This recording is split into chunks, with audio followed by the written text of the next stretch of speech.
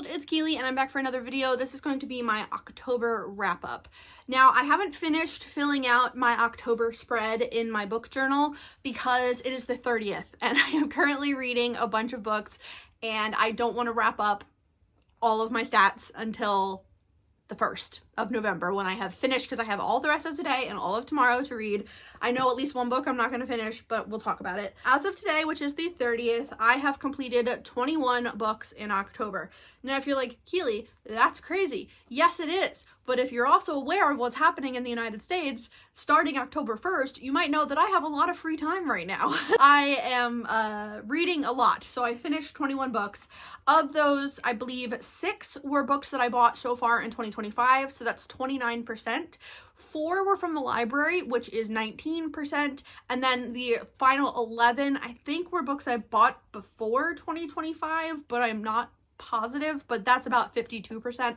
I did finish one audiobook in October, but that one is also, I have a physical copy of that book, so even though it's an audiobook, I counted it towards the books that I bought prior to 2025. So let's just go through. I decided to do them as bookshelves this time.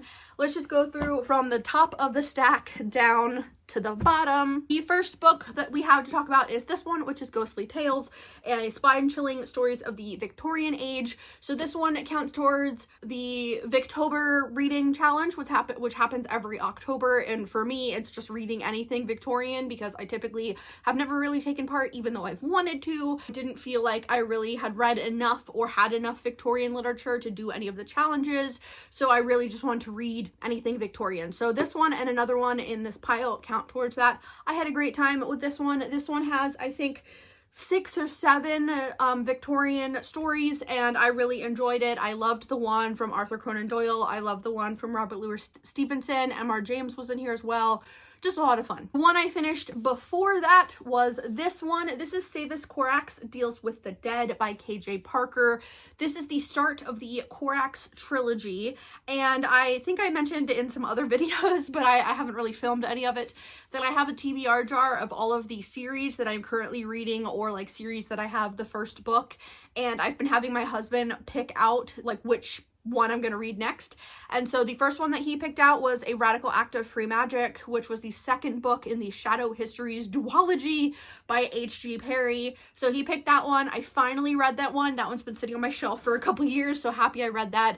Then he picked Start a Series, and so for that one I chose this one, which is a fantasy kind of, it gives like Middle Ages vibe, but the author uses like recent things in it, so I don't really know when this is supposed to take place. I don't even remember if it says like what year or anything, but this one is about Savis Corax, who his job is battlefield cleanup, and he talks through the kind of hierarchies of battlefield cleanup and the different people that work in that field, and how like there's people that show up and they take all the weapons, and then there's people that show up and they take all the clothing that has survived, and then there's people that take this and people that take that, and Davis deals with the dead. So he actually is like the final person that goes through and cleans up the battlefields. I thought that's what this book was going to be about. That's not what this book was about. That was a very small part of it. It's really like a character study of Savis, and you're learning about, it's very like quirky. He's very sarcastic. He's telling you the story of his life, and he's very like tongue-in-cheek. Like, I could lie to you and tell you everything was great, but I want to be real and tell you what actually happened, and you might hate me, but that's okay. And then just interacting with the people in his life and how he got to where he is, how he got the name Savis Corax. I thought it was a lot of fun. It took me a little while to get into it, but I did end up really enjoying it. I did tell my husband, though, that I don't really have any interest right now in continuing on because I felt like the story was complete. And it's not really a, like, this is my guess based on how this story was written. I don't think it's one continuous story for the 3 books. I think it's 3 chapters of Savis's life. That's kind of how it read to me. So this wrapped up really well, and I don't feel like there was any cliffhangers, anything like that. So I'm happy that I read it, though. I can mark it off my list. This one goes towards just reading books that I've had on my list, on my bookshelves, because I've had this one since last year, the year before, and also just working on series that I own. I also read, finally, is it Candide? How do you say this? by Voltaire. This one I purchased this year. I just got it this month, and it's super duper short. I'd never read anything by Voltaire. I heard about him a lot, but never read any of his work. So I decided to read this one. So this one is about this dude, Candide, and kind of his life and how like he keeps getting into crappy situations. It's not really written very respectfully of women. I don't know if that was like part of the intent. It's supposed to be, it's a satire, it's very tongue-in-cheek, but I don't know, it was weird.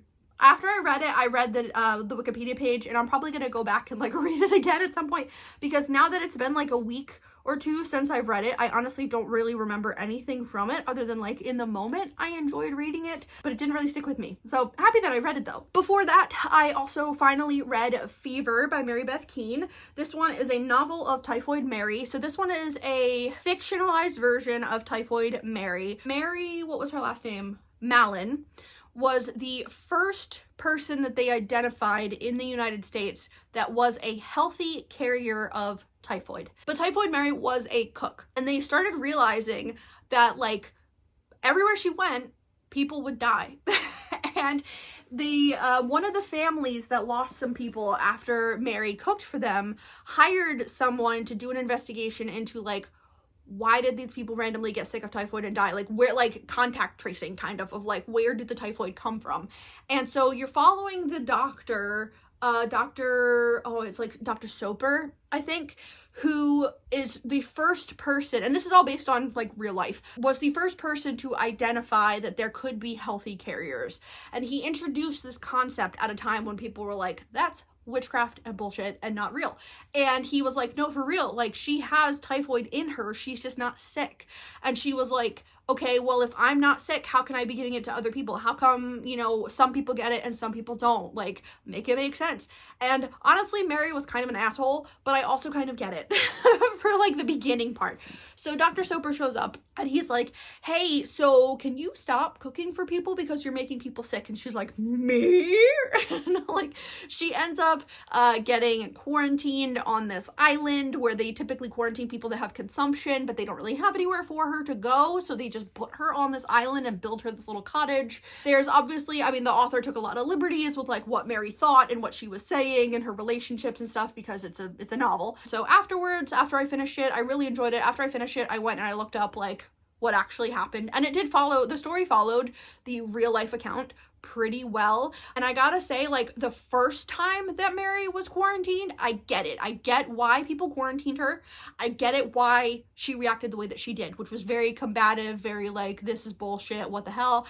I did see when I was looking it up that that's still an ethical debate that they have in like universities of like, if you know that someone is a carrier, like a healthy carrier, do we have a like societal responsibility to quarantine that person? Do we have the right to do that? So like super interesting topic. But afterwards, when they had proved to Mary that it was her, and she like swore an affidavit saying that she would stop cooking because she was killing people, and then she went and cooked again, now I'm not on your side. Like, I'm on your side at the beginning because it's like new science, it's very confusing, you're not really sure how it works, there's not really laws around it yet, we're figuring it out, the way that they handled it was really poor, like, I get that, I'm on your side to an extent, but you lost me the minute you went and you did it again and more people died.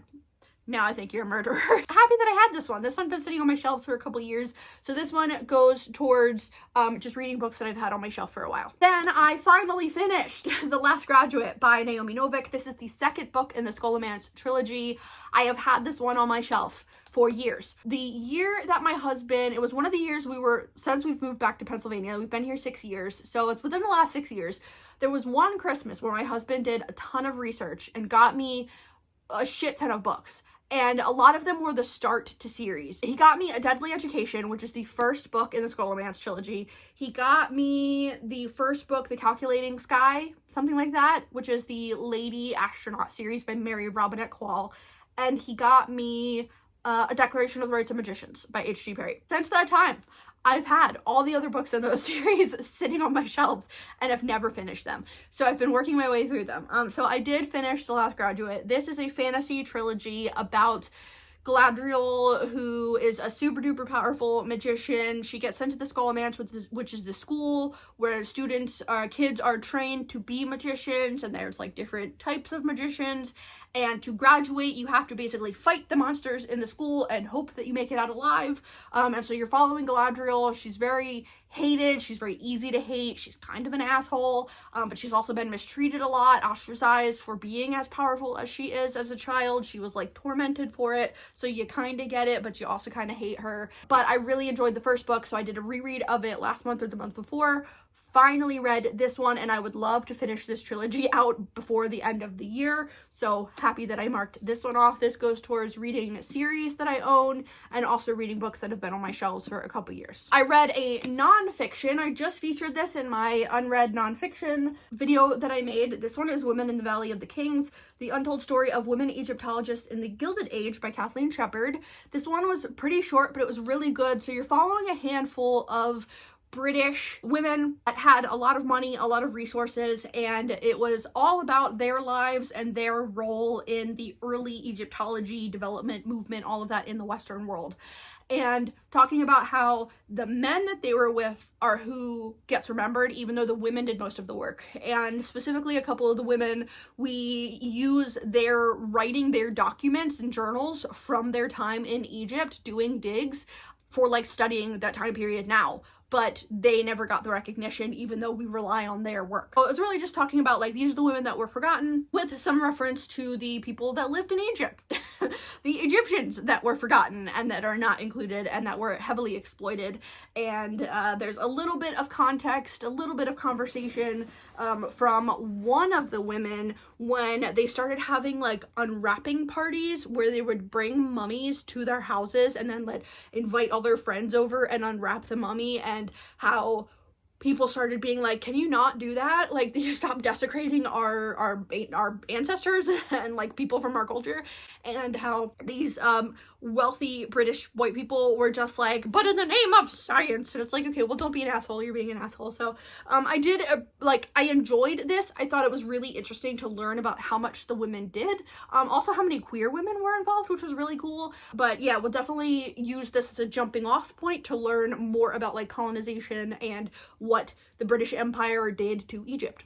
So happy that I read that one. Before that, I finished A Radical Act of Free Magic by H.G. Perry. So this one is the second in the Shadow Histories duology. It is the massive sprawling fantasy that takes place during the French Revolution, and you're following like Robespierre and some other like real life people, but in this fantasy context where there's magic. I loved it so much. It was long as hell. Both books are like 500 pages. But I just love being in this world. I love H.G. Perry so much. This book has Napoleon in it, and it was just wonderful. I had such a great time. So I'm very happy that I finished this duology and have at least one or two other H.G. Perry books to read, and then I will have read all of her work, which kind of bums me out because I need her to write more. Prior to that, the audiobook that I listened to was this one. This one is Unruly by David Mitchell. Shadow Histories goes towards reading books that have been on my shelf for a while, reading the hardback books that have been on my shelf for a while, and also reading series. This one is a nonfiction that was also in that video, and this one is the most recent book from David Mitchell. I have one other book from him that is a memoir or like social commentary, but this one is his first attempt at writing a history nonfiction, and I thought it was great. The audiobook is narrated by David Mitchell, so I would highly recommend that if you enjoy his humor and his just style of storytelling. So me and my husband listened to a lot of this together, and we both had a really great time. This starts with, you know, the very beginning, King Arthur, and goes all the way up to Queen Elizabeth I is who it ends with. Really like sprawling history, but really fascinating. Had a great time with this one. I also read The Magic Toy Shop by Angela Carter. So this one I got this year. I'd never read anything by Angela Carter before, but I really wanted to. This one I picked up because Jen Campbell said that she absolutely loved this one. So this one is about Melanie, who just turned 15, and she's kind of like coming into her own body. There's a lot of scenes where Melanie is discovering features of her own body as a 15-year-old girl in front of the mirror. And then Melanie lives like a very wealthy life. She has a younger sister, and her parents are traveling. I forget what they do for work, but her parents are traveling, and so she's raised by like their governess. And one day they get a telegraph basically saying like, oopsies, your parents died, and she ends up having to go live with her uncle, who she's never met, who lives a very different life. He's a toy maker. He's very aloof. He's also kind of a really horrible person. And so she moves in with her aunt and her aunt's brothers and their dog and this man. And, oh, she also has a little brother. Forgot about him. He's very quiet, so you kind of easily forget about him. This one was weird. I was talking to my husband about it, and he was like, what the shit? So this book is like, people write that this book is like sexy and stuff. I don't get that. I mean, I obviously was not around when they wrote the novel, and I know now that Angela Carter, like, I did some more reading into Angela Carter's writing. She's very like fantastical, lots of fairy tale retellings, like surrealism, things like that. But what the shit? Spoiler alert for the end of this book. I'm gonna put the put the book down, talk about the spoilers, and then when I hold the book back up, you know that the spoilers are over. So, okay, spoilers. This book has a lot of incest, and the 15-year-old girl at one point is almost sexually assaulted by one of the cousins because the uncle wanted him to, as part of like theater. And so there's a scene with like a swan puppet, and it's like, what the shit are you reading? And then at the end you find out that the aunt, who is mute, which is very obviously like a response to living with this abusive dude, has gone mute, is sleeping with her brothers. And I don't, why would you call that sexy? I don't get it. I don't get it. This book was not for me, I guess, with that. I don't know. End of spoilers. I am very interested in reading The Bloody Chamber, though, which is, I think, Angela Carter's most well-known. There was a collection of fairy tale retellings on Kindle for like $1.99 the other day. That's Angela Carter, so I did grab that for my Kindle so I can read more of her work.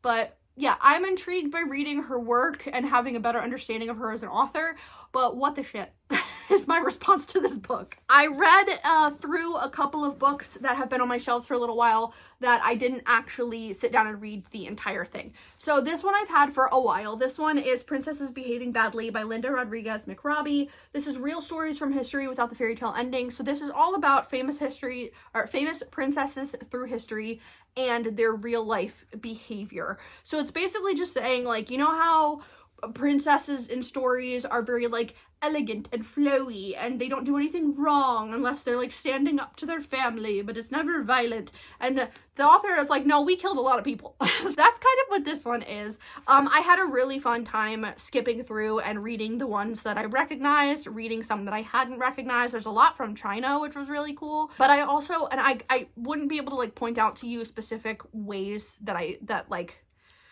the author did this, but at times I felt very uncomfortable with the language that the author was using to describe people.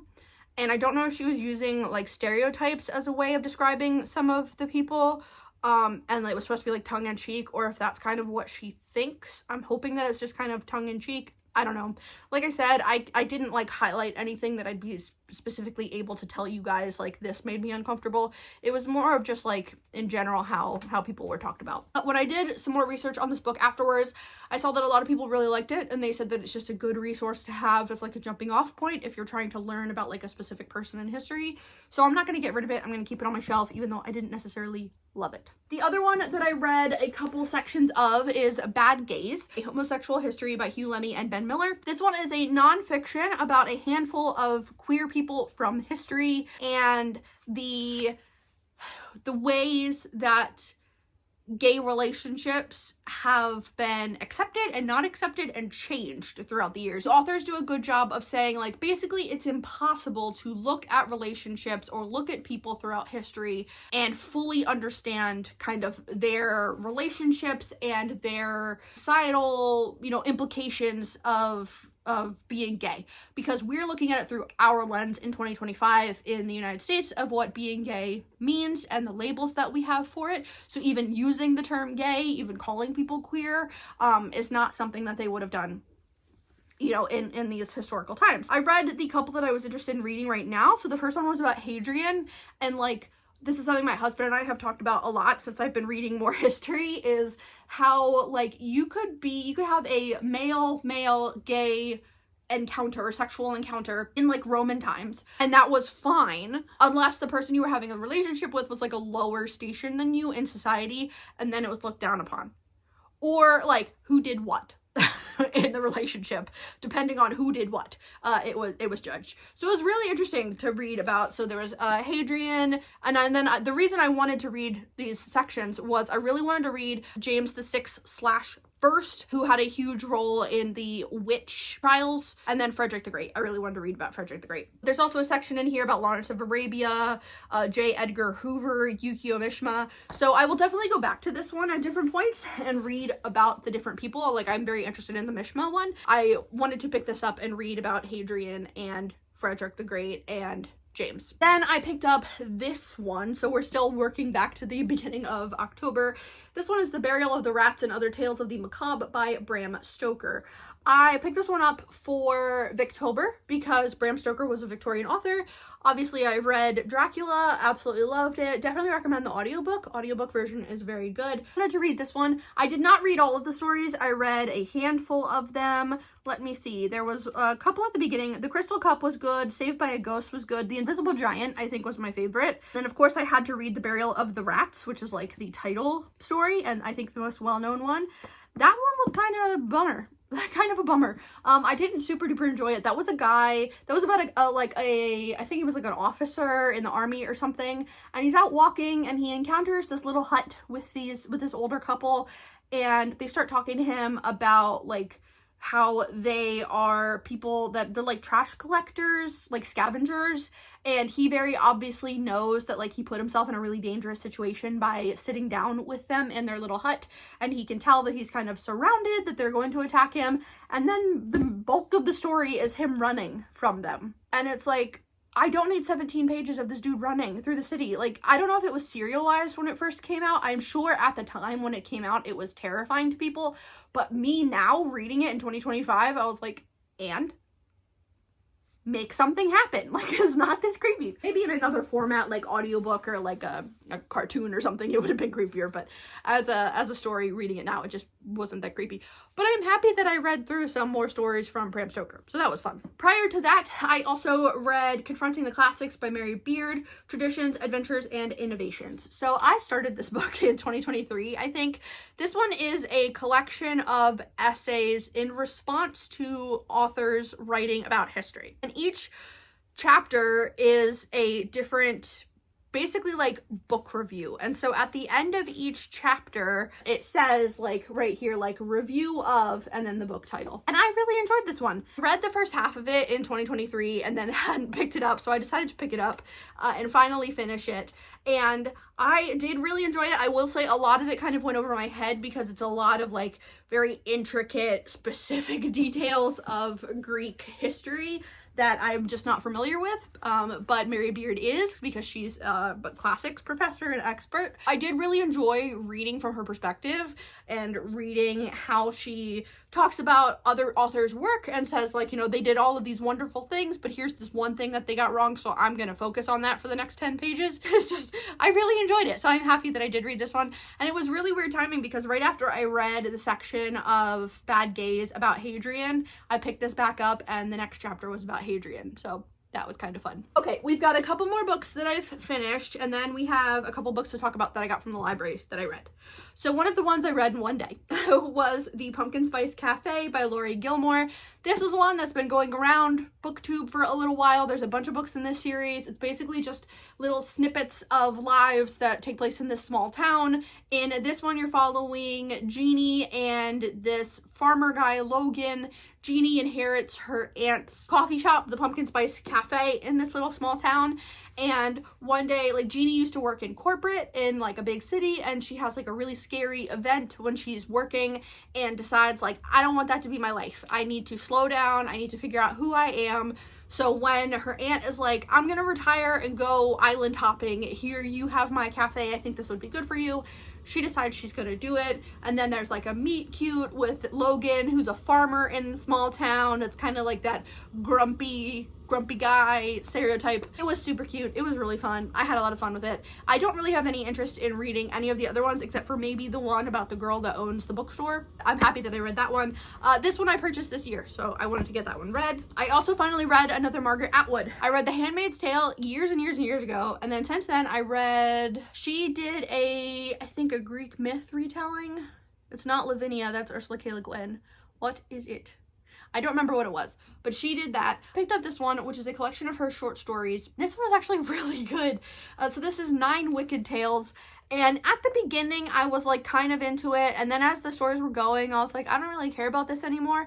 But then I'm happy that I finished it. Although I gotta say, it has not stuck with me since then. I do remember it being basically about the same group of people, and each story just like continues on their lives. But overall, I was pretty happy with this one and happy that I read it. The next Atwood that I really want to read is Oryx and Crake, which is on my Kindle. So I downloaded that so that I can read it. And I've been watching Lena Norms, who is a YouTuber. She's been around forever, and she talks about books every once in a while, and she is doing a read of all of Margaret Atwood's works. And I don't necessarily want to read everything that Margaret Atwood has written because she's written a ton, and I'm already trying to do that for Ursula K. Le Guin and Shirley Jackson. But I would like to read more of her stuff. I read another one from my list of nonfiction that's been on my shelves for a little while. So this is The Wisdom of the, is it Beguines? I say like Beguines like Bedouin, but I don't think either of those pronunciations is right. Is it Beguines? I'm not sure. The Forgotten Story of a Medieval Women's Movement by Laura Swan. This is a super duper short one about this group of women that were alive and in different communities all across Europe 800 years ago. And they were not nuns because they paid taxes. That was like the biggest thing that I took away from this, is like, we're different from nuns because we don't pay taxes. And while religion wasn't as big a part of their lives as it was for like nuns, it's still a huge part of their lives. But these were basically like individual women that lived together in communities and were like social workers basically. And throughout the years as they've existed, more communities have popped up, and local male leadership in those areas have been like, absolutely not, you know, we don't want women living alone together without men. So it was just really fascinating. I did really enjoy this one, so I'm happy that I picked this one up and finally read through it to learn more about who they were. That one goes towards just reading books that I've had on my shelf. And then I think the only other physical book that I finished this month was this one, which is A Mystery of Mysteries, The Death and Life of Edgar Allan Poe by Mark Dawidziak.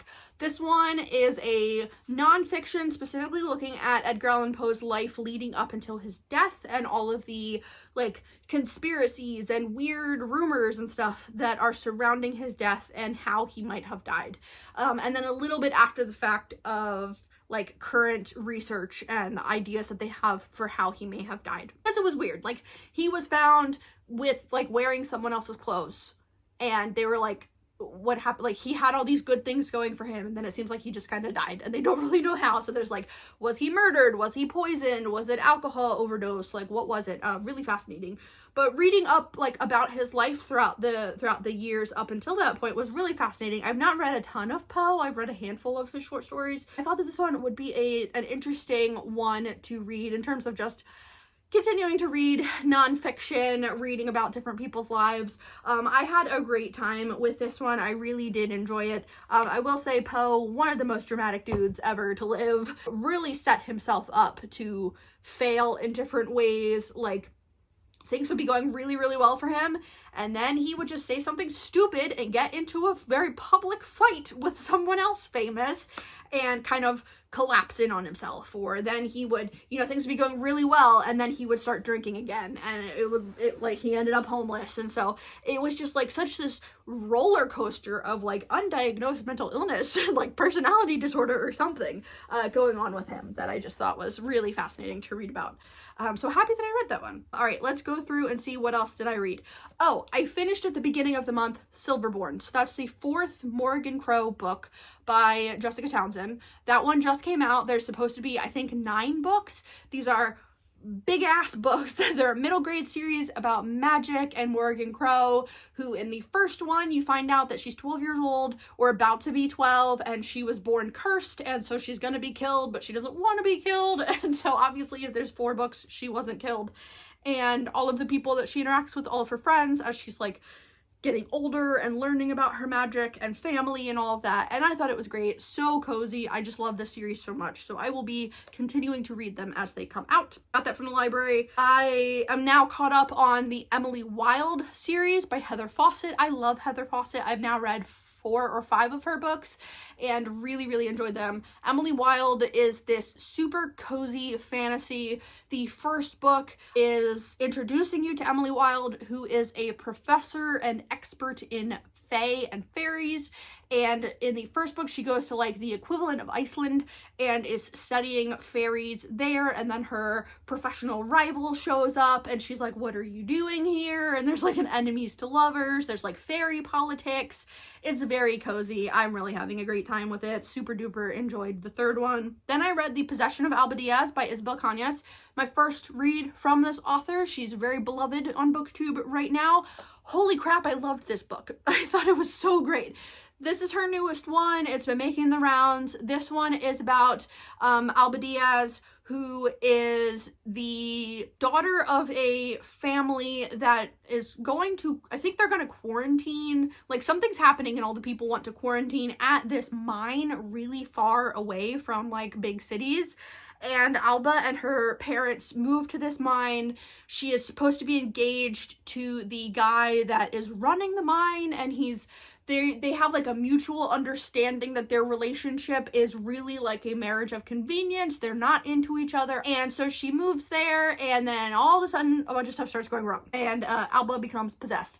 And I thought it was great. I had such a fun time. Definitely a perfect one to read this time of year. And then the final one then that I finished so far this month was another one from the library, and that was Between Two Fires by Christopher Buehlman. So that's my third Christopher Buehlman, because I read The Black Tongue Thief, The Daughter's War, which is in the Black Tongue Thief world. And then I read Between Two Fires, which is his horror Middle Ages story. And I gotta say, I did not love it as much as other people did. It went on way too long for me. I enjoyed a lot of it, but at different points I was just like, oh my god, like, can we stop? Like, this has been going on so long. So I got about 80% of the way through it and was just so ready to be done reading this damn book that I ended up just reading through the rest of the Wikipedia page to figure out like what happens at the end, what did I even read from the start, because this one has a lot of like, I don't know if it's surrealism or magical realism. I don't know. I need to do more research into those topics, because like magical realism makes me feel stupid when I'm reading it, to be honest. And it's why I don't really read a lot of it, which I should probably try to fix. Like I should do some research to understand it better and then make an informed decision on whether or not it's something I enjoy, instead of just being like, this makes me feel dumb, I'm not doing it. I don't know if it was surrealism or what it was, but it's a kind of like religious story about this kind of disgraced knight who is traveling in this group of thieves and brigands, and they come across this girl. The plague is everywhere. They come across this young girl, and the knight saves her from being sexually assaulted by all of the men that he's traveling with, and then she travels together with him on their way to somewhere. I don't remember where. But she wants to go because she is having visions and says that she is some kind of religious reborn kind of person, and so she has this mission, and so you're following the two of them. You're learning more about his life, you're learning more about her life. There is so much sexual violence towards women, so huge content warning for that going in. Just a lot of like really graphic, disgusting violence, which Christopher Buehlman tends to do a lot in his stories. Yeah, I just wanted to love it more than I did, because I had seen so many people talking about it, and it had been recommended to me from one of my friends. And then at one point I was going to just come like hard DNF it, like 40% in, but it had such high reviews that I was like, okay, I'll continue on. And I was just like, I don't know, man. I'm happy I got it from the library and that I didn't own a physical copy, because it was kind of a bummer. But that's okay. If you enjoyed it, you think I'm wrong, please let me know why, because maybe I just was in the wrong headspace for it or something. I don't know. Those are all the books that I have finished so far. I've started 8 billion other ones. The main one that I'm reading right now is The Terror by Dan Simmons. That is also from the library. That one I am almost 60% of the way through. I think I have 5 or 6 days left on it, and then there's someone waiting, so I need to finish it before then. It's 937 pages. I'm over 500 pages of the way through, so I'm trying really hard to finish it up. That is the main one that I'm reading. I also started an Interview with the Vampire for a reread. I started The Name of the Rose by Umberto Eco, and I got 50 pages in. I read a handful of stories from the Book of Witches while we were on vacation. I'm reading A Distant Mirror by Barbara Tuchman. I started A Year on the Life of Shakespeare, 1599 by James Shapiro. I started The Pickwick Papers by Charles Dickens. So I'm just reading a lot right now, but I haven't finished any books except for the ones that I talked to you about. Let me know what you guys read in October. I hope that you're all doing really well. I hope that if you celebrate Halloween, you have a super fun time. Tomorrow, we are going to get pizza and hand out candy like we do every year. I got a new candy bowl for the first time because we just used mixing bowls in the past, but I actually have a designated candy bowl this time that is peanuts Halloween, because that's the perfect option. And then we're just gonna watch the Regulation gameplay guys do their Sloppy Joe's bingo. Hopefully, if there's any other people that watch Regulation or listen to their podcasts, you'll know what I'm talking about. They are doing a Sloppy Joe's bingo for Halloween, so we will be watching that and just kind of hanging out. It's supposed to be super rainy. It's been pouring all day long. It's wonderful. So I hope that you guys are doing well. Let me know what you're reading. Let me know what you're planning to read in November. I have to think about that. I don't know if I'm going to do a formal TBR or not, but I'm thinking about it. Thank you so much for watching. I'll catch you in the next one. Bye.